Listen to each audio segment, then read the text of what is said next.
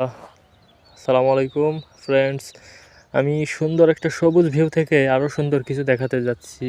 দেখেন, এই যে এটা একটা নদী। এটা কিন্তু প্রাকৃতিক নদী না, দেখেই বোঝা যাচ্ছে যে দুই পাশ থেকে মাটি তোলা।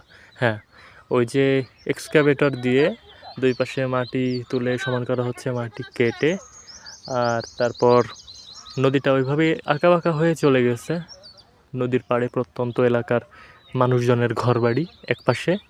হ্যাঁ, এই পাশটাতে হচ্ছে মানুষজনের ঘরবাড়ি।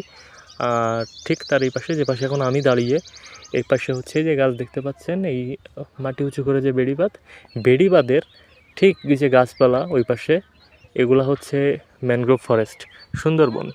হ্যাঁ, সুন্দরবন। তো এইখানে কিন্তু সুন্দরবনের আশেপাশে যারা থাকে তাদের লাইফে অনেক রিস্ক।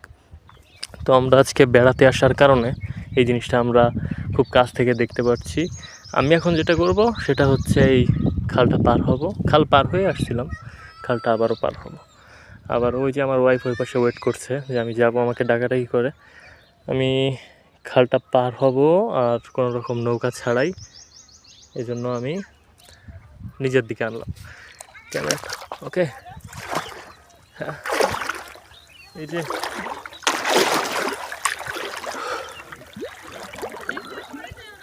না, পড়বো না। এই যে পুরা নদীর ভিউটা আমি নিচ্ছি, ওই দেখেন আঁকা বাঁকা।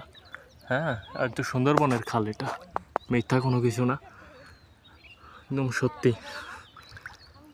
হ্যাঁ, এই যে জঙ্গলটা বেশি এইদিকে, আর এইদিকে জনপদ। তো অলমোস্ট চলে আসছি। হ্যাঁ, হ্যাঁ, চলে আসছি অলরেডি। কথা বলতে বলতে নদী পার হয়ে গেলাম। হ্যাঁ, চলে আসছি নদীর পারে।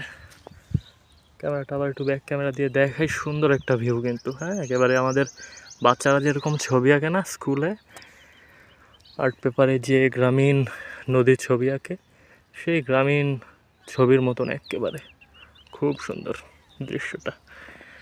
সেই ঘাটে বাঁধা নৌকা, সেই আঁকা বাঁকা নদী, তবে এক পাশে জঙ্গল আর এক পাশে বাড়ি। তো ঠিক আছে, রাখছি। সুন্দর কিছু দৃশ্য দেখালাম। এই যে